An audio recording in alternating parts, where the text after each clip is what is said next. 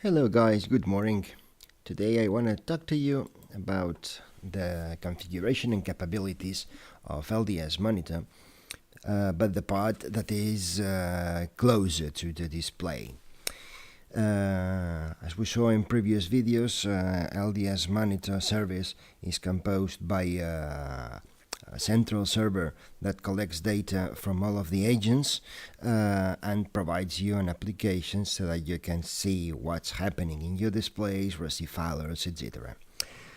But today we are going to talk about the agent, what happens and what we have to prepare in the display zone.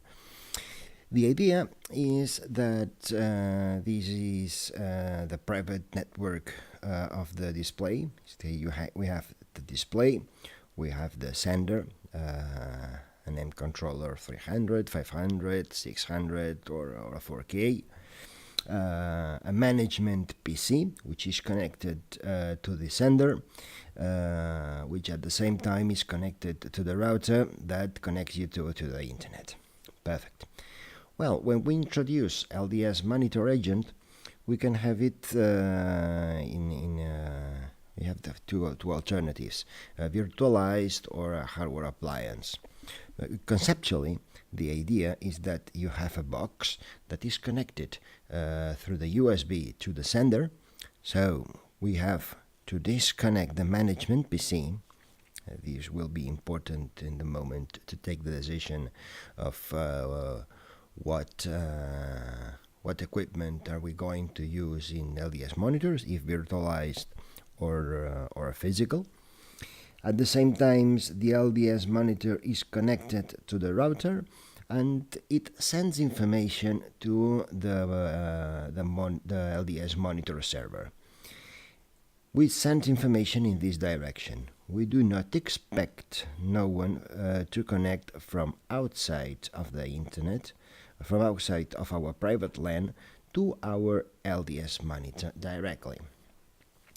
The LDSmonitor is managed using a web interface that we recommend to be managed from the management PC. Is to say, the management PC has a connecting platform, for example, TeamViewer, that allows you to connect from your office to this management PC and then use this management PC to connect to the LDSmonitor.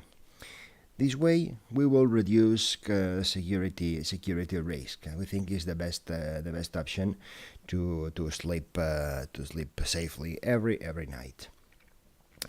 This private LAN keeps on being a private LAN. We add a piece of software or hardware that sends information outside but does not receive information from outside.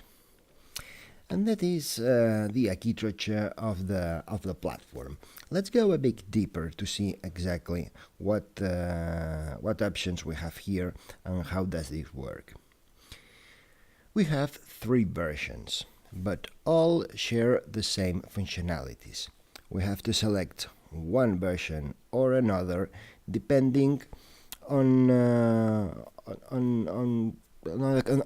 other criteria, not the functionality criteria. We have a dedicated hardware that is an industrial that covers an industrial range of temperatures for the cases that virtualization is not an option. Imagine that this management PC does not exist, for example, or is not yours and you cannot install things there, or maybe is a platform that is not able to install a virtual machine there, for example. In this case, we would need a hardware dedicated device or another PC. Well, but this will be cheaper. We have then two options for the virtualized system. We use the Oracle VirtualBox. It's proved to be solid. Is open source, so you will not have recurrent costs, like in VMware, for example. VMware works very well, but it's very expensive. It's more expensive than the hardware, so it has no sense to install it there. And when using virtualized systems, you have to have in mind a couple of details. One is that everything will be done remotely.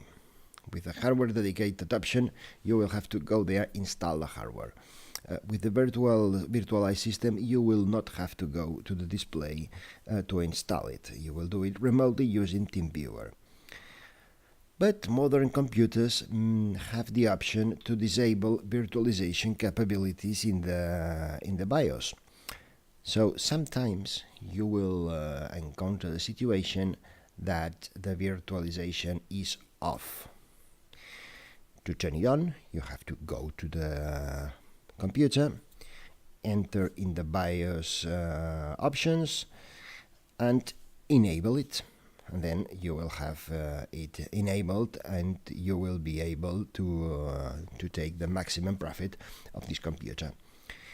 But as we don't want to go, we want to have a solution for these systems where virtualization capabilities is disabled. This is here why we have a 32-bit system. If the virtualization capabilities is disabled, we can run 32 bits virtual machines. They will run slower, but they will run. They will have a quite good performance.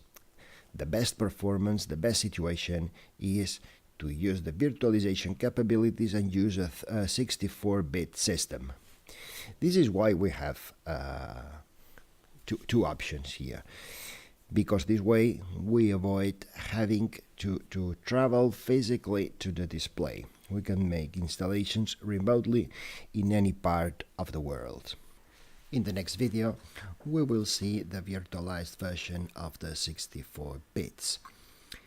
Well, that's the end of the overview. In the next video, we will cover the details of configuration and working operation of the system. That's all for the moment. Thank you very much for your time, and please, if you have any question, do not hesitate to contact us via email. That's indicated in our website or here in the notes of the video.